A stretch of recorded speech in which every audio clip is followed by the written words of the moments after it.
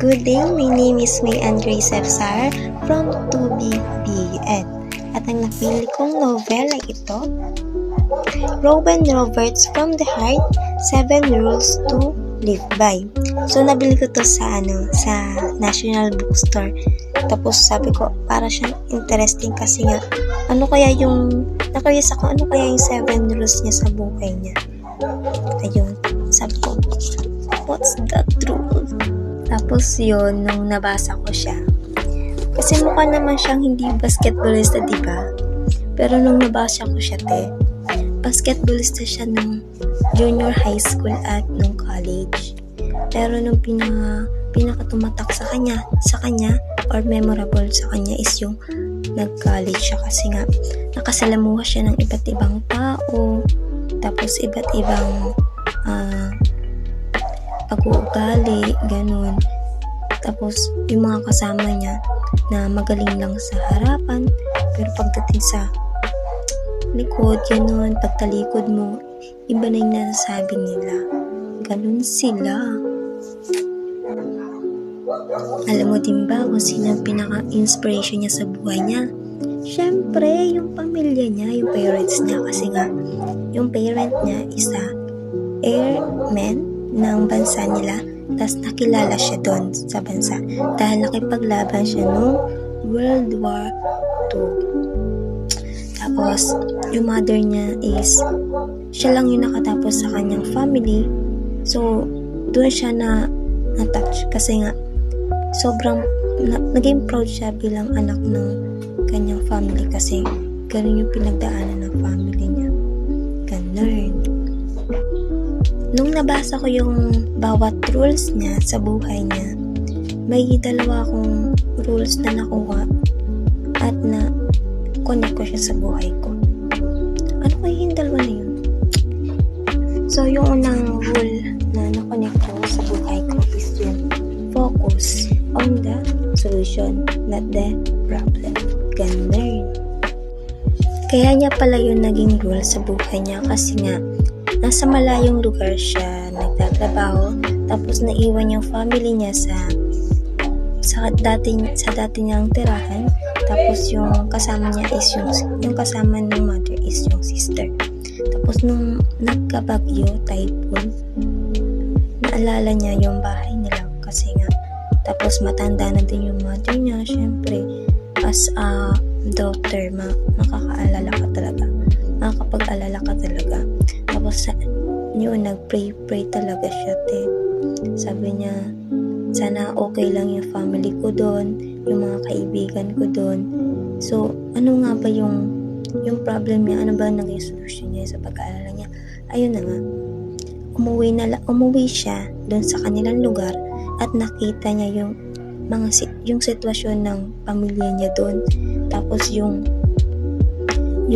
sa kaibigan niya, yung may nawasak na bahay, o kaya sa iba niyang kaibigan din na nangyari yung ganong part na sobrang ikinalungkot niya yun.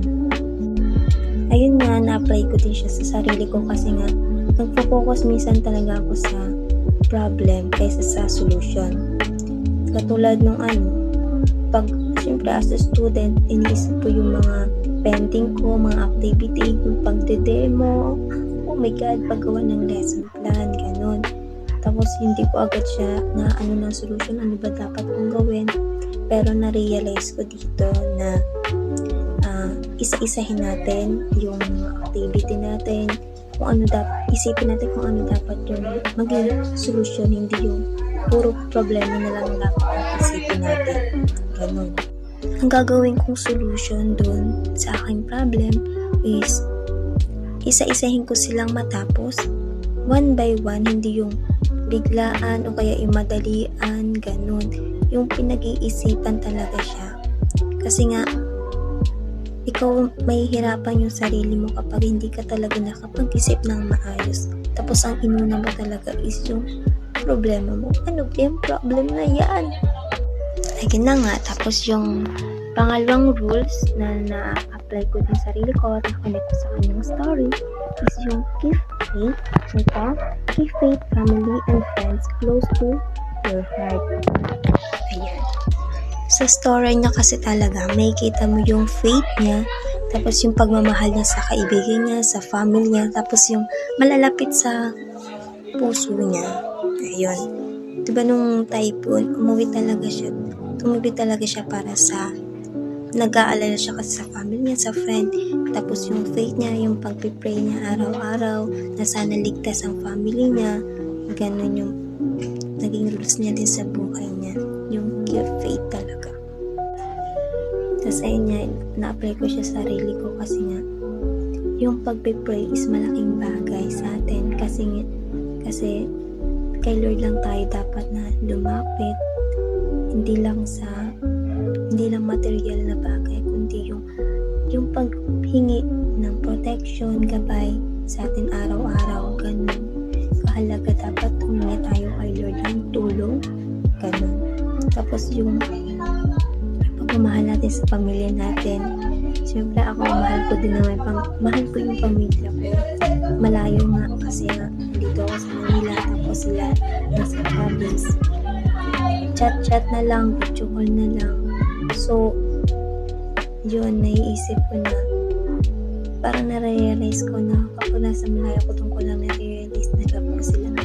Pero kapag nasa malapit naman, nahihiya naman ako kasi ewan ko, hindi ko masabi yung I love you, ganun. Pero dito sa story niya, pinakita niya talaga na mahalin natin yung magulang natin, yung parents natin, yung malapit natin sa buhay, yung family, yung friend, ganun niya dapat, ganun niya pinahalagahan yung mga ganung tao sa buhay niya. Kaya ako ngayon dito, na-realize ko na pahalagahan natin ang ating mahal sa buhay, lalo na kung sila ay buhay pa.